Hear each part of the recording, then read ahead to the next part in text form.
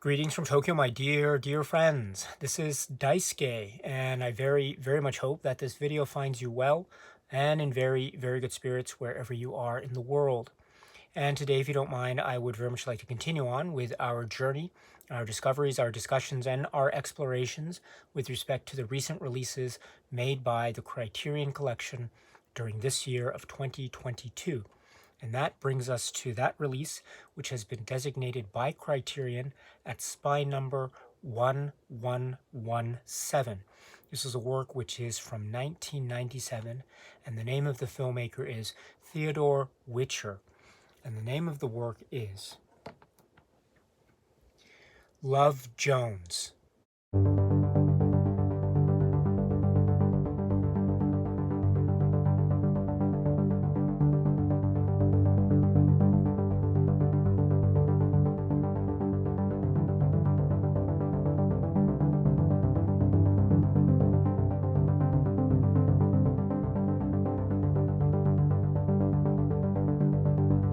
This is the work from 1997, and it is from the filmmaker Theodore Witcher, and it has among its really great cast people like Nia Long and Lorenz Tate. So Lorenz Tate plays the character of Darius, and Nia Long plays Nina, and these are our two main protagonists in this film, this wonderful, lovely film from the 90s that is Love Jones.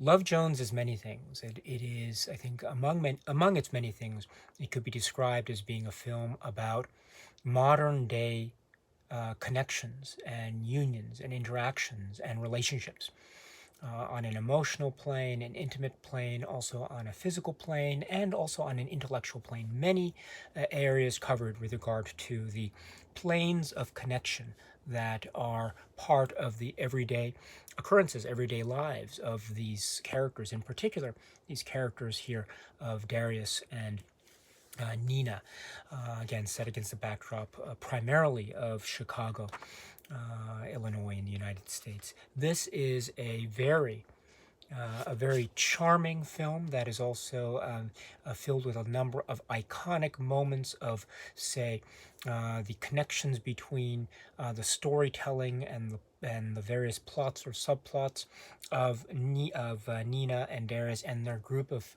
friends, their close-knit circle, who each has his or her own life, lived-in experience that is either directly dealt with in the film or is maybe hinted at, but is still underneath the surface. So this is a film that has a lot in terms of the direct plot. It also is a film that is presenting so much beneath the surface, thus to create this whole world of lives and of experience with Nina and Darius, but also the interactions that they have with other people here. So this is a very wide in scope and very above surface and beneath surface film in this really wonderfully rich way.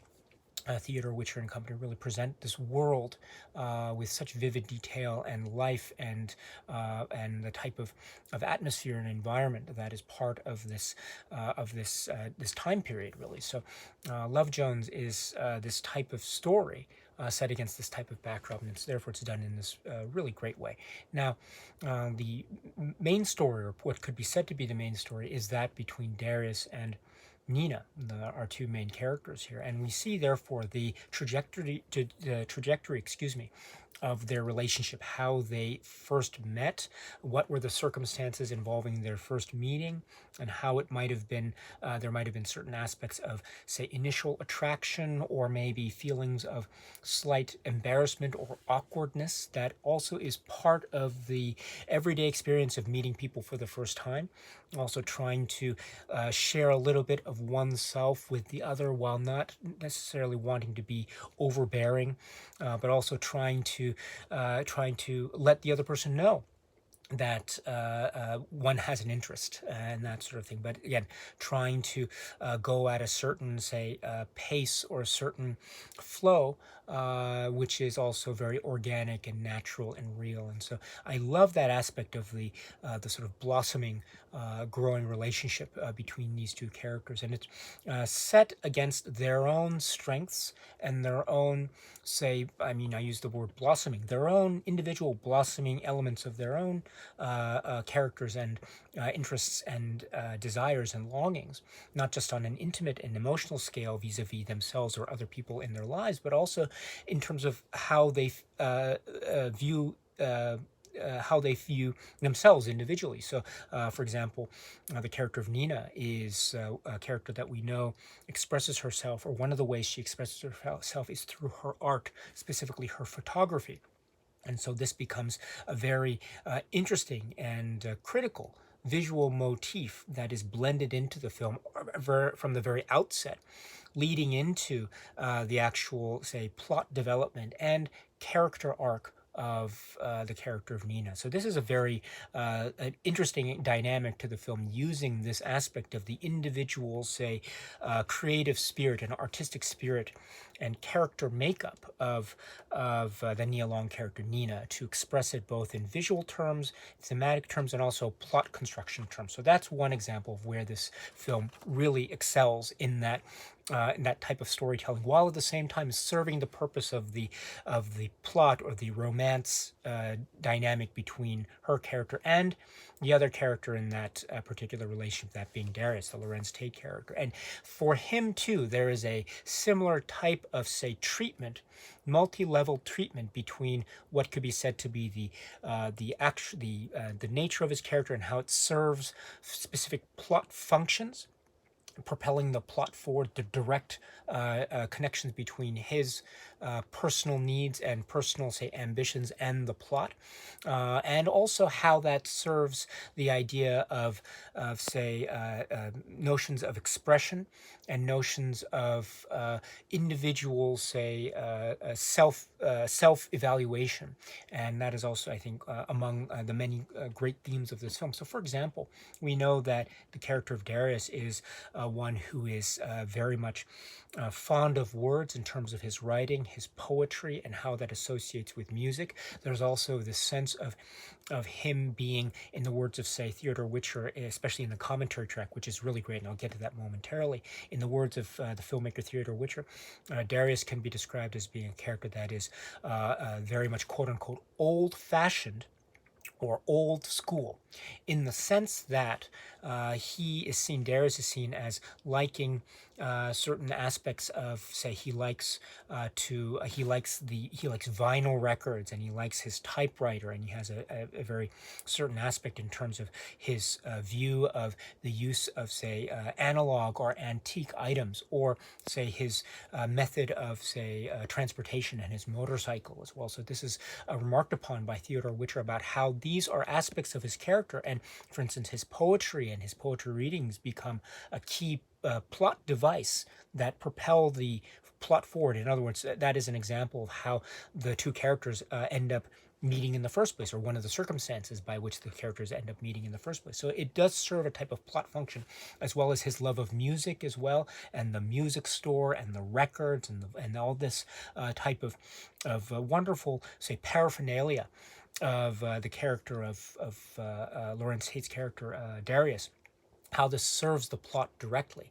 At the same time, it does also serve to be a type of a wonderful dynamic setup in terms of, say, quote-unquote, old-fashioned or old-school courtship romance on the one hand, and, say, the modern, quote-unquote, modern-day approach to romance and romantic relationships on the other. And that forms a really interesting dynamic to serve also in the sense of, say, the ever-growing or ever, say, evolving situations involving, say, Nina and Darius, and also the characters around them as well. I mean, there's a very interesting subplot, a number of subplots, for instance, involving another actor in this film, Isaiah Washington's character. So here we have, I think, interesting evolutions and interesting, say, differing examples of the quote-unquote modern-day relationship. But that modern-day relationship examination never loses sight of the individual makeup of each of these characters. And in fact, that modern day relationship examination in the hands of Theodore Witcher, in the context of the relationship between Nina and Darius, is actually emboldened and, in fact, highly dependent on the strong individual natures of these two characters, respectively. And so I really love that. I love that about this and how it handles that with such grace and such, say, artistic, a sense of artistic smoothness. In a manner of speaking, there is a organic way in which this film glides from one situation to another situation to another situation, and it serves the purpose of the plot while also giving us this great vivid detail and background in terms of, say, evolving relationships as one example of one of its themes that it's concerned with in a great way.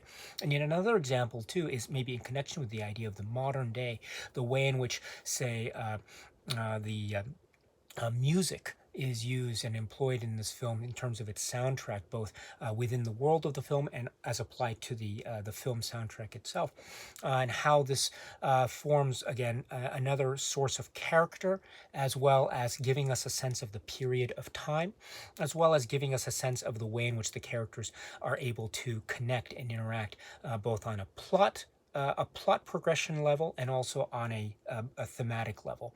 So, for example, and music is one of the topics of discussion in the supplement section of the Criterion release, and we'll get to that momentarily as well. So, for instance, there's a way in which some of the song choices that are used are used again to signify maybe specific aspects of how Nina and Darius are able to meet. I mean, there's some key sequences involving a music shop in the city, and so especially early on. So this is, again, part of the plot propulsion forward, but also at the same time it could be said that a number of the lyrics of the songs that are being selected for purposes of the soundtrack, as an example, can also indicate say, maybe a metaphor of longing, or maybe representing how certain characters feel in a given moment. There is as I say, there's a great discussion about the music in terms of the Criterion supplements, and so we'll talk about that as we get to that particular point.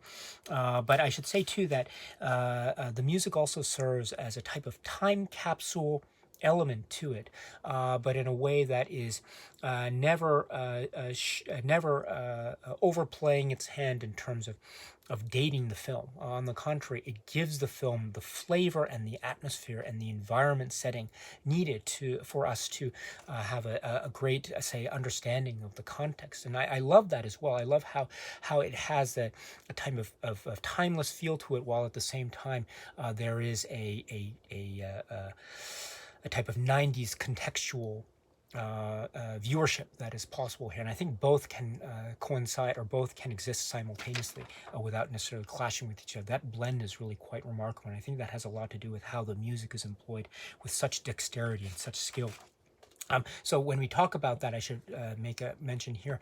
A lot of the interesting aspects of the relationship is, for example, there are some aspects about a check, writing a check, or there's aspects about using the telephone in terms of the communication, which are things that are like everyday things back in the 90s, but perhaps now when we look back on this film, now this is the year 2022, these might seem to be maybe quaint features, shall we say, of certain aspects of daily living. Now, they're no longer necessarily part of the daily living of maybe a number of people who might be watching this film for the first time today, for example. So I think those aspects are a great reminder of the time period of this film, while at the same time giving us a story and giving us this type of presentation and setup that is also very much universal and very much accessible every day, and no matter what time period one watches this film in. So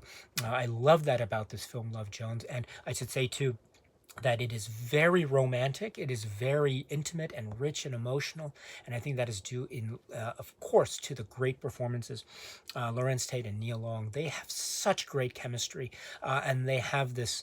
They each have their own sense of themselves and in terms of their characters, and those are, say, quote unquote, the good side, and also maybe the somewhat frailty aspects of their characters as well. And I love how those show a full picture of the human dynamic of their characters. These aren't two-dimensional people. These are real people. They have that real lived-in type of character feel about them, which I love. And each of those, say, character quirks or idiosyncratic natures to the character come out, as well as the ways in which these two characters and the lived-in feel of how they are presented to us, how they connect with each other. And it is a beautiful thing to watch, that romance, that relationship. And it is a relationship that is also very complex, and that complexity shines through so well in terms of the way in which Theodore Witcher and company tell this tale. So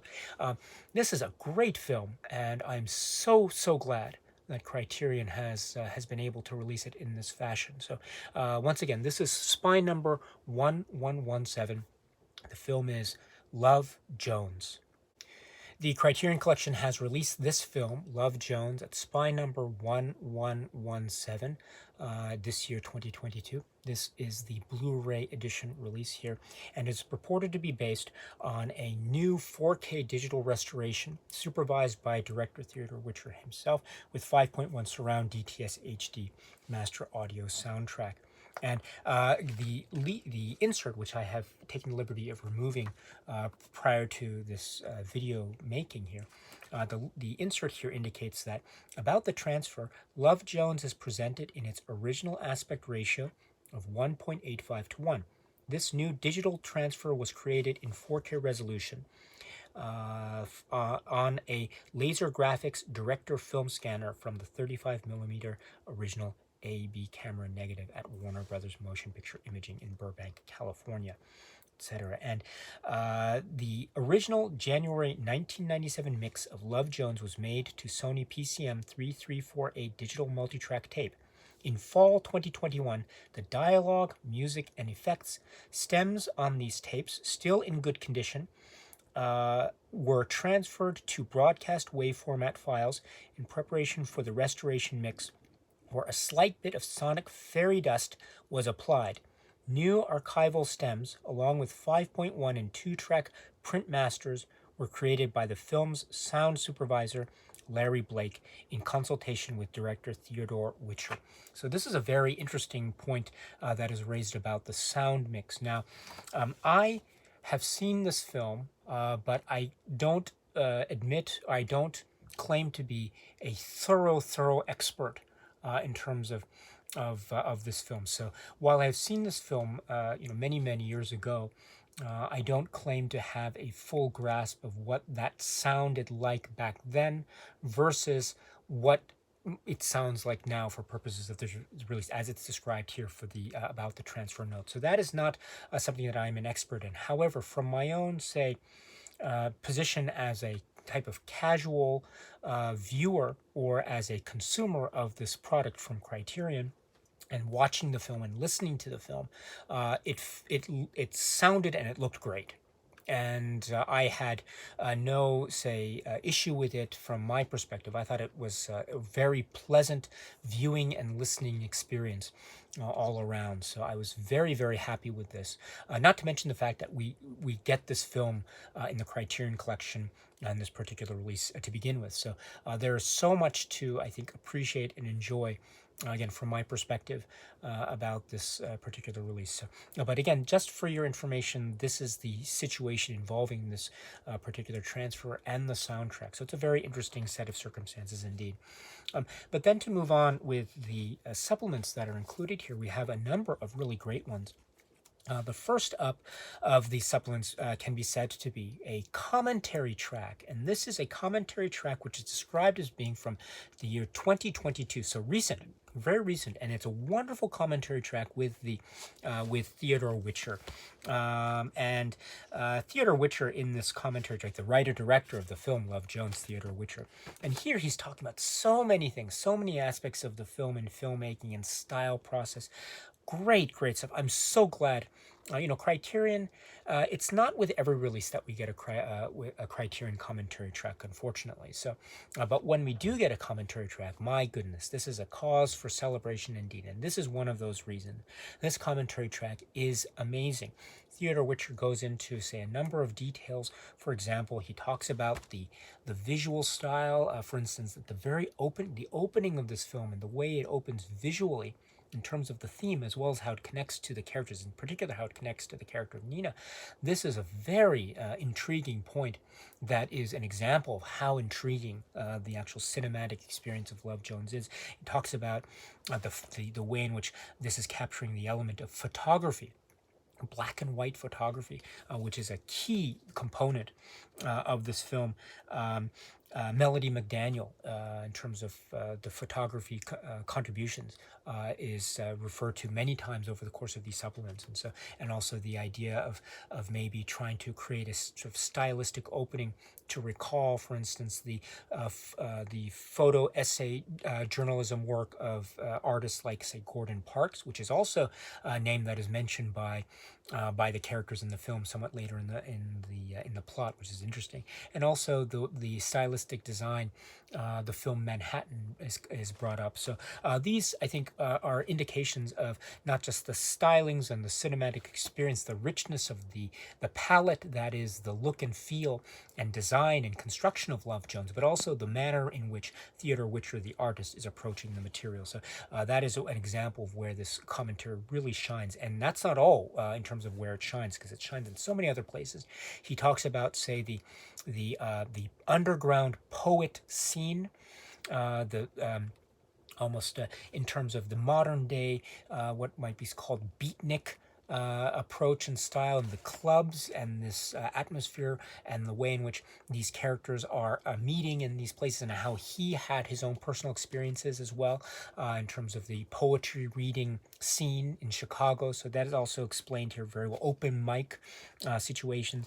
Also, he's talking about the way in which he's presenting dialogue. There are instances where sometimes the setups will be using overlapping dialogue. One character will be speaking that person's dialogue lines, and maybe the other character will be talking over that, in a way to show or to represent the rich, organic, natural setting and atmosphere of characters like Nina and Darius when they're talking to each other, especially meeting for the first time in maybe open mic club experience setups and situations. So that is another interesting aspect in terms of how he approaches dialogue and style. Also, he does introduce the anecdote, or about how his approach is also not totally resistant to improvisation from the actors. So while it is a script that is written, there's also the freedom in terms of where there's a good idea that is spawned from, say, improvisation, then that will definitely be employed. So he does express this. And he speaks about the notion that I tried to bring up earlier about, quote unquote, the old school versus the modern approach to, say, romance, relationships, and courtship, and how this is expressed in a lot of the aspects of the character of Darius and what it is he likes. There's the records, the motorcycle type. Theodore Witcher talks about that and how it was a really antique kind of they're antique kind of finds that are part of Darius's, say, living quarters, living space, and what it is he's interested in, etc. And also his approach to the relationship with Nina, how that also might convey a sense of old school courtship romance on the one hand, to borrow Theodore Witcher's words, but then also there's the element of the modern, of the way in which these characters are maybe trying to explore as well different relationships with other people, but not in a way that is necessarily trying to, say, insult the other, but it's just another expression of how they are trying to deal with their own relationship. And maybe when there are obstacles or hardships that these two, Nina and Darius, encounter in their relationship, then that means they might have to separate or go apart, or maybe go with other people, and that becomes again another dynamic in terms terms of their sense of, say, exploration, both of their own relationship and also of themselves. And so that could be an interesting way in which the mix between the quote unquote, as Theodore Witcher describes, the quote unquote modern approach to courtship versus, say, the more, say, quote unquote traditional approach to courtship. And he looks at it in terms of the old world, new world style. And this is, I think, but it's done in a way that we don't see any kind of hard break between these two separate worlds, in a manner of speaking. There is a very smooth blend or mix between the two. And I really enjoy that about that particular type of presentation. And there is the idea, too, of the nature of dance and music and musical performance. And there are certain scenes involved, say, with actual performances. And he talks about how those songs were maybe recorded and how they were initially applied to the actual film itself. He does speak about his work with some of the other professional artists there. For example, editor Maisie Hoy is mentioned. She will also be mentioned in another great supplement, as well as other members of the cast and crew. And he does mention ideas about like the use of trains, the use of telephones. The train becomes a very important, the mode of transportation. The train becomes a very important thing, and that adds to the element of, say, a type of maybe quote unquote old-fashioned sense of this type of storytelling romance. And so I really enjoy that kind of aspect. This is a modern day tale, but it's also one that is using or relying upon aspects of maybe the love stories, old-fashioned love stories, and I really enjoy that type of discussion from Witcher. And he mentions other film references. He mentions Round Midnight. We'll be speaking about that in a later Criterion-related discussion. But and the like. He also talks about maybe how there were, for the most part, this is a film that is from his own independent vision and spirit. Although there were instances where maybe he got some, say, instruction or direction from, say, studio executives, etc., about some specific scenes. There's an interesting discussion about a love scene that is included here. And so it's interesting to hear Theodore Witcher's comments about that and what his initial idea was versus what the end product was in terms of the final film. So for these and other reasons, this supplement, which is the commentary track from Theodore Witcher, is sublime. It is brilliant. It is so worth checking out if you haven't already. So the commentary track is great.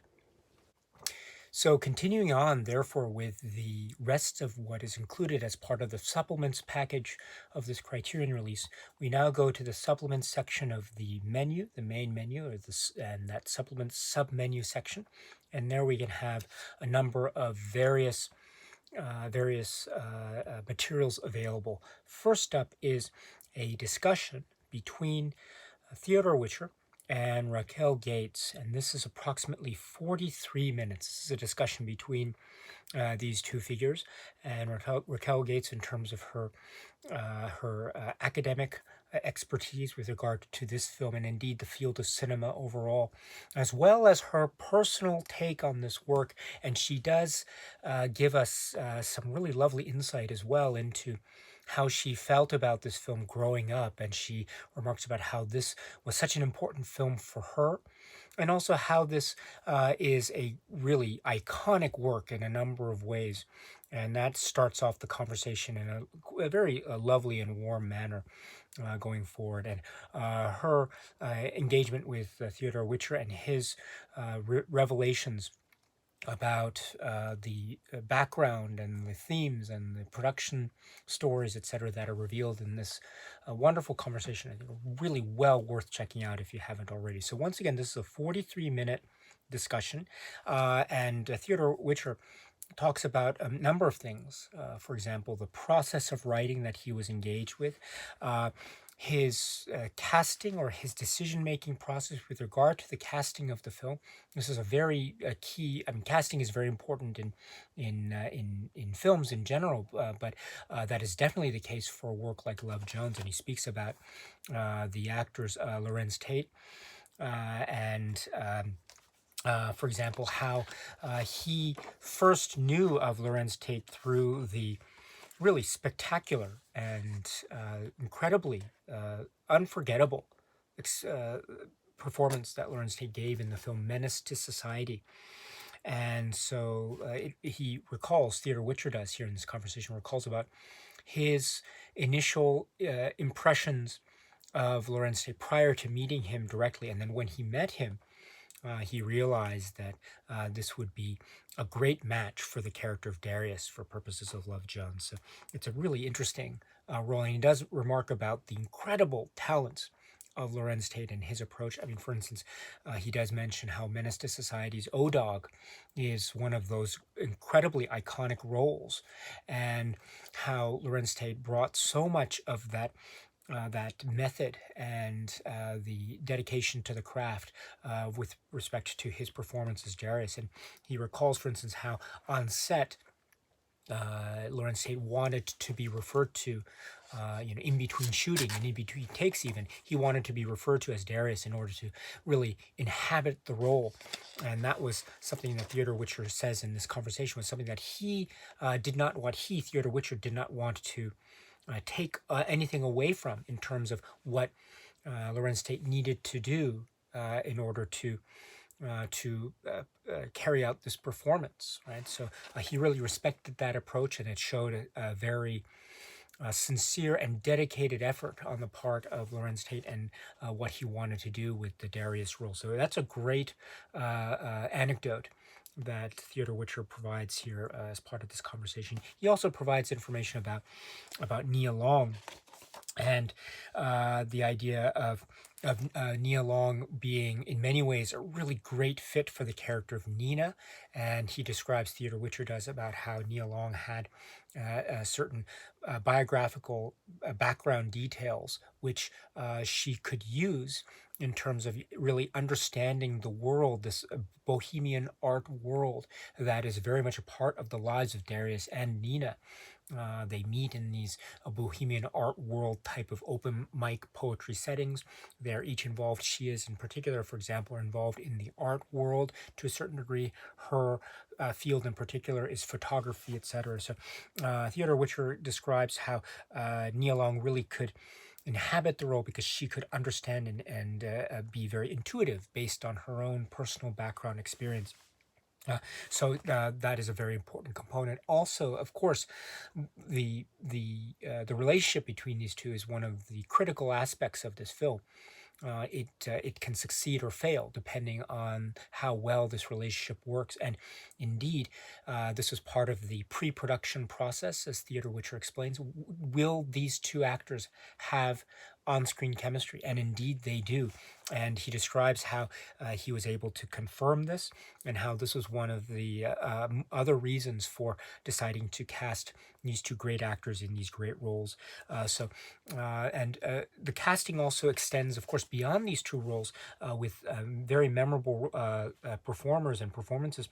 Let me mention here, for example, people like Leonard Roberts and Bill Bellamy, Lisa Nicole Carson, Isaiah Washington, Burnett Speaks, etc. So these are roles that inhabit the world, and they are, as I was trying to suggest earlier, they are real characters, and they have their stories that might be directly relevant to what we see play out on the screen, or they might be happening in the periphery or maybe off screen, but we understand therefore that even those peripheral or off-screen dynamics still are a part of this overall setting and dynamic and world that we as viewers are watching and viewing and observing. So they form such a great backbone, and those dialogue scenes are, as Raquel Gates also mentions, they have this almost a legendary quality about them, especially as time has passed and the legacy of this film has grown and grown and grown over the years. And there are these iconic catchphrase types of memorable lines that inhabit a lot of the group dynamic scenes. And so this is very important stuff. At the same time, Theodore Witcher does explain, for instance, here and also in the commentary track, other aspects of maybe how he might tackle certain scenes maybe in a slightly different way, given maybe the amount of time that has passed and how he views the film now versus how he viewed the material when he was making it at the time in the mid to late 1990s, etc. So that's very interesting as well. But in the context of that discussion here with Raquel Gates, he also goes into how he views this film and other aspects of this film as, for instance, depictions of masculinity. And I thought that was a really interesting take on that particular component, and how we have characters, and we're speaking of characters that, for instance, Savon character, Isaiah Washington character, and also Darius character. I'm sorry, Lorenz Tate's character, Darius, etc. How these are another of the male characters here. How these are various depictions of masculinity, and how they might be seen to be either maybe quote unquote positive depictions, or maybe not so positive depictions of masculinity. But whatever the case may be, this is one of the intents that he had. Also, from the viewpoint of the female perspective, this was something that he wanted to get across, because one of the key dynamic aspects is, of course, how these characters relate and interact with each other.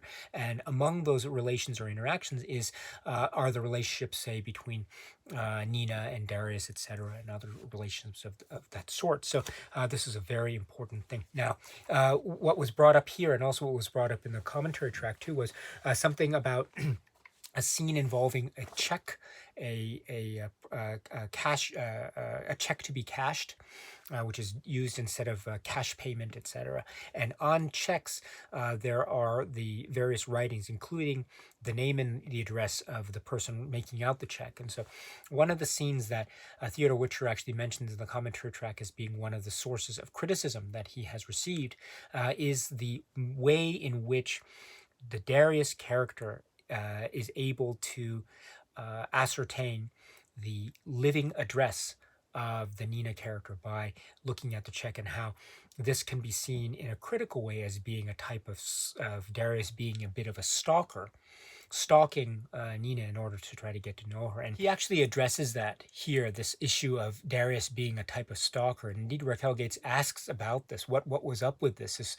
This is a bit of an interesting issue or dilemma, is it not? And Theodore Witcher, I think, makes a really good counter argument here in the commentary track about how he might have maybe it might have been able he might have been able to find a better way to write the scene in a more elegant manner. Perhaps it wasn't the most elegant way to present this aspect of the plot. However, he does contend that, first of all, this reach out by Darius to Nina in order to essentially get to know her more, this act of him reaching out to her in this way was essential to the plot. If this did not happen, then the plot would stop right there, because they wouldn't have met any further, and that would have been the end of the story, according to Theodore Witcher. And so, in that way, it was very essential, and it happened early on. Now, I say it happened early on, but at the same time, what Theodore Witcher reminds us of too is we already know Darius to a certain degree prior to this incident, and we already know Nina to a certain degree prior to this incident. So it's not as though these are, for instance, complete strangers to us, the viewer. And because of that, or already maybe somewhat connection that we as viewers have towards these characters, in particular Darius, we can understand that Darius is not necessarily acting in a kind of creepy manner. In terms of what his true intents are. He really earnestly wants to try to reach out to this person, see what's going on. Now, he does acknowledge, even in the world of the film, how it might not have been the coolest thing in the world, but in this way, I think, in both the plot propulsion manner, and also the fact that we already, in a sense, know who Darius is, I think in these ways, Theodore Witcher does defend this particular choice of this kind of plot development very nicely. And I think Raquel Gates also counters very nicely in this manner. I mean, overall, it does, maybe it is a point of criticism as well, and it also might be a means by which one might see this film as somewhat dated, or maybe it's a manner that one might see one of the weaknesses of, say, the Darius character in particular. However, I should also point out or emphasize or re-emphasize that this is a film that doesn't shy away also from showing us the frailties and indeed weaknesses of each of these characters, Nina and Darius, and other characters as well. So, in that way, too, this kind of act, even if it ultimately is seen as being kind of uncool, still it can be seen or regarded as being maybe another example of maybe the frailty of Darius, and in that way he is opening himself up to the possibilities of this furtherance of a relationship with Nina. And so in that way, I think it serves both the plot and also the character development in a consistent manner. But again, that criticism is there, and Theodore Witcher does acknowledge it both here and in the commentary track. And the idea too that Raquel Gates brings up so wonderfully is the idea of what she phrases as authenticity versus construction, and this idea of what we are watching. On the one hand, it is meant to capture a sense of the authentic, say the authentic world of Chicago in the 90s at the time. I mean, there are moments in this conversation where Raquel Gates and Theodore Witcher are talking about the actual places that are part of, say, the nightclub scene that is depicted in Love Jones, or other parts of the city that are depicted, and they're describing, oh yes, we know these places. This is meant to show or capture that type of authentic aspect on the one hand. And on the other hand, they acknowledge how this is very much a constructed story. This is very much a constructed story dealing with genre conventions of the sort that might be part and parcel with, say, this romance genre or romance type of love story, which this is certainly a part of. And so I like that type of dichotomy, or that breakdown of the ability to analyze this film, both in terms of the quote unquote authentic aspects captured, as well as the quote unquote constructed aspects that are captured. So I really like that distinction. I also like, too, the discussion about the locations of Chicago. That also is brought up as well. I love too the various references that are made by Theodore Witcher about, he was talking about the power of the detail, and he uses the Coppola work The Godfather as an example, how he cites Coppola using details of his own family life and his own cultural background in order to really populate the world, and have this place, this film they're watching, really feel alive before our very eyes as we were watching. And he had that type of concern and objective when he was trying to figure out the details to be captured in Love Jones. So that is a really remarkable approach. And you can definitely see it when you watch Love Jones. I mean, those details are there. And also they speak to, Raquel Gates and Theodore Witcher speak too, about the female characters and the depictions of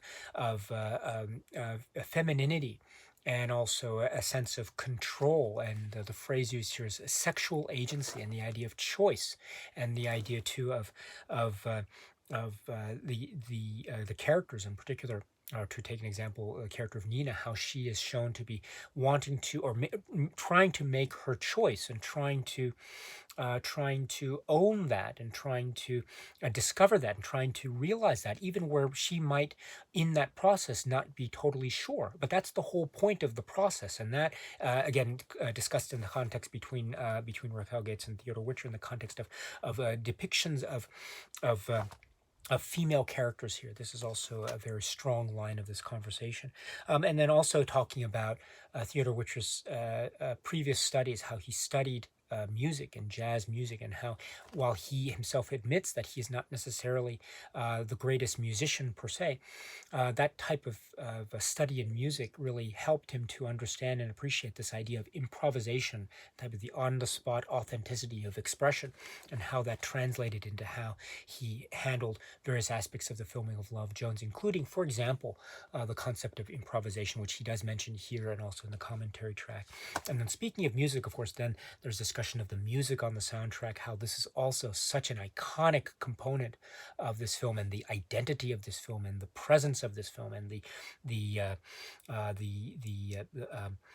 affirmation of the existence of this film. I mean, the one of the life blood through lines of this is the music, and so it's great that it's mentioned here, and also how that was part of the cultural phenomenon that is Love Jones. I mean, this is a real phenomenon of a film. I mean, it comes in a period of what Raquel Gates and Theodore Witcher describe in terms of black cinema, 90s black cinema. And so in that way, it has a, of course, a very a strong significance in terms of 90s cinema, and also 20th century American cinema, and also independent cinema in a lot of ways. And it's also in its own way a real phenomenon, in the sense of iconic scenes and iconic uses of music and character development and the like, and lines that are repeated and known, and part of the lived-in legacy of this film. So these and other matters are discussed between these two in a great and eloquent and really a close manner. So it's wonderful to get that. So here, the conversation between Raquel Gates and Theodore Witcher, approximately 43 minutes. And that's not all, because I spoke about the music. And in fact, the next supplement here is a supplement from 2021. This is approximately 30 minutes. This is between Mark Anthony Neal and Shauna L. Redman. These are music scholars and experts in music, and indeed in this film. And they are speaking about the soundtrack and the power of music and the use of music in this film, Love Jones. And this is a great conversation. They talk about the concept of the soundtrack, and it was mentioned also in the Theodore Witcher Raquel Gates conversation as well, about how this film Love Jones is a real very important, almost landmark moment in 1990s black cinema. And indeed, Mark Anthony Neal and Shauna L. Redman do express too how important, in the context of the cinema, how important the soundtrack was, the music soundtrack, which had the songs, the various songs that were either featured in the films or maybe associated in the films in one form or another, but how the soundtrack also had its own life and its own identity, and it further helped to propel the legacy of these films as time progressed. And that is definitely the case for a film like Love Jones. And they describe the soundtrack as being, the phrase, I think, to paraphrase, a serious part of the fandom surrounding this and other films. And I love that. That's such a great thing. And these soundtracks, of course, capture the diegetic and non-diegetic. And so this is also definitely the case, I think, for Love Jones, because we do hear songs that are within the world of the film. The characters hear them. They're played in the clubs, etc., the nightclubs that they go to, or the songs are overlaid on top of the soundtrack, not in the film itself, but what we as viewers hear as the accompaniment, or maybe a strong parallel to what we view and watch in terms of the visuals. So very much, this is very much part of the case. And so the idea too is how musical, maybe motifs or characterizations or styles or musicians seem to be associated in one form or another with the characters. And so the music also gives life to, or gives accessibility to, or otherwise provides further character bases for each of these characters. And so here in this conversation, for instance, Maxwell is associated with Nina in certain ways, and also jazz is also associated with Darius in certain ways. And so in that way, they mention too the importance of tracks that are used, Duke Ellington, John Coltrane in Sentimental Mood, etc., and how this is also very much part of the dynamic, especially the early days dynamic of the relationship, the early days relationship between Darius and Nina. So this is really wonderful. They also mention too the importance of some key songs as examples. Lauryn Hill, they mention here Lauryn Hill at the end, in the end credits, and how this is part of kind of the idea of longing, and the idea of searching, and the idea of a type of voice. The voice is a voice it is a female voice. It is also a human voice, an individual voice, and how this the lyric and the real emotion and investment of Lauryn Hill and what she brings to this song, how it's Sweetest Thing, how it's part of the speaking out in terms of giving more atmosphere and the type of feel to the film, but also speaking maybe certain sentiments of characters as well, in terms of as described here, the longing and the sentiment and the feeling. This is such a great comment here. And also how the film or the music serves to provide a type of period dynamic. I mean, I mentioned earlier about how, on the one hand, this is a film that feels very universal and accessible, even when watching it in 2022. On the other hand, and at the same time, it is a work from the 90s, and it proudly is that way, and it's shown also through the music. And so this is very much the case for this, and how the music is laid in so with a type of effervescence. It's really quite wonderful here.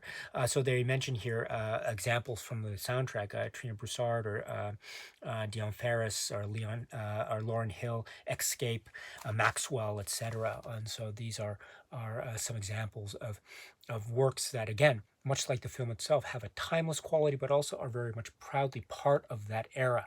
And so it shows a type of development and richness and history, as well as a context that is very much key to, I think, appreciating and accessing the world of Love Jones. So for these and other reasons, this conversation is really splendid, especially from my point of view. I'm not at all an expert when it comes to music, and so conversations like this are really quite wonderful. I think it would have been really I know not everything is possible in terms of rights issues and releases, etc. But my goodness, it would be great one day if it were possible for Criterion to, say, have a double disc release of a film like Love Jones, where you have the Blu-ray, and then you have a separate disc, which is the soundtrack album on CD. Or say, wow, that would be really cool. But in any event, we have all the same this wonderful conversation. Mark Anthony Neal and Shauna L. Redman, approximately 30 minutes.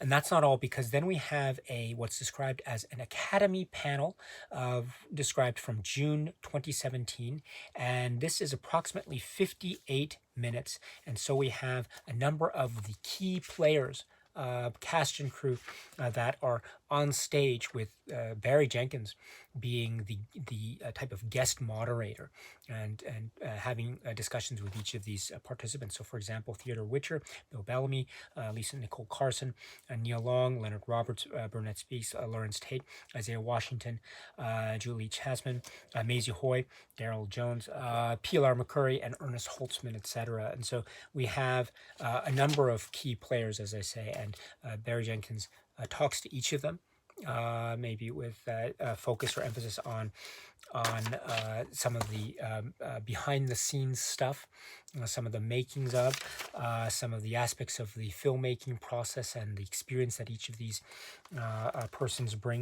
people bring to their particular set of expertise, and how that devoted to the film, how the actors also speak about real themes that have a great sense of longevity, and a great deal of cultural legacy, as well as aspects of the filmmaking process as well. I mean, there's a really interesting aspect here that Theodore Witcher brings up, about how he really wanted, among many things in the filmmaking process, one of the things he was really keen on was to try to capture a female perspective in terms of the storytelling. And he admits that he probably did not have that perspective himself directly, and so that's why he wanted to work with people like Maisie Hoy as the editor, for example, because according to him, that of course that could help with the cutting and the editing. And indeed, there's a real key scene between two female characters in this film, where the edit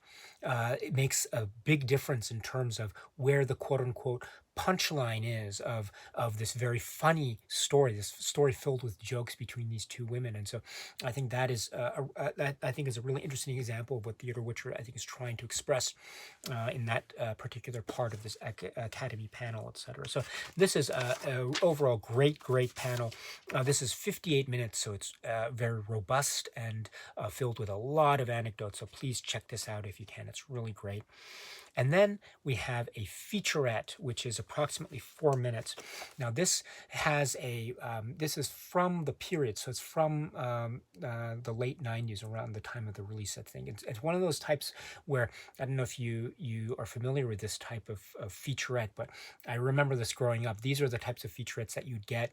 These are very short. Sometimes you'd get them on VHS tape or whatever, and you'd get these sit-down interviews or excerpts of interviews edited together in this nice nice, concise manner where they speak in a way that's also meant, I think, to market the film and to as a type of a commercial as well as a little bit of a behind the scenes featurette.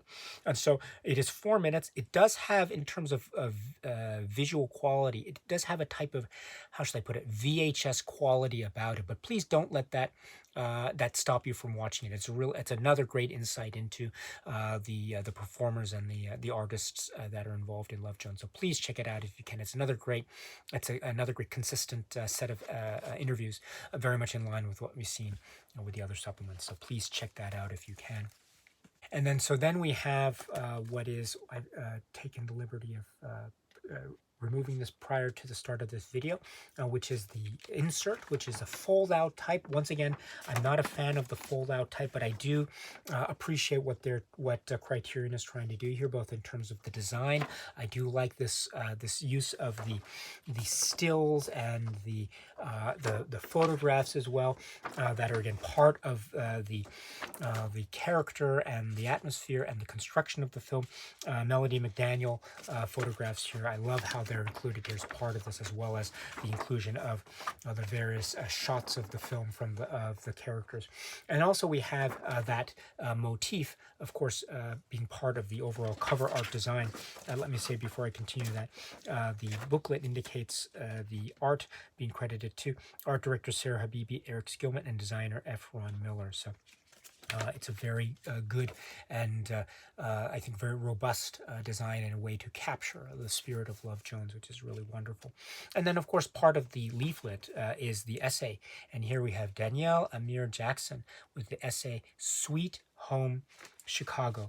And this is great. This is another great essay. Once again, like with all other essays, it is recommended that you watch the film first. But after you've watched the film, you can go ahead and read and enjoy this essay. Again, it's talking about the context of this film, the sort of legacy of this film, the importance, the phenom aspects of this film, as well as the themes and the concerns embedded within in this very emotionally intimate way, and a very earnest and sincere way as well. So that those points being identified, as well as others in this essay, Sweet Home Chicago, make the essay totally worth it. So please check that out if you can. It was a great read. I read it a number of times, so I enjoyed it immensely.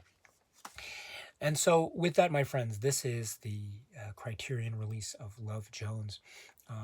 Overall, a real wonderful release, and it's so great to have this film with this work by Theodore Witcher included in the Criterion Collection. As I mentioned, I had seen this film before, but I didn't know that much, for instance, about Theodore Witcher.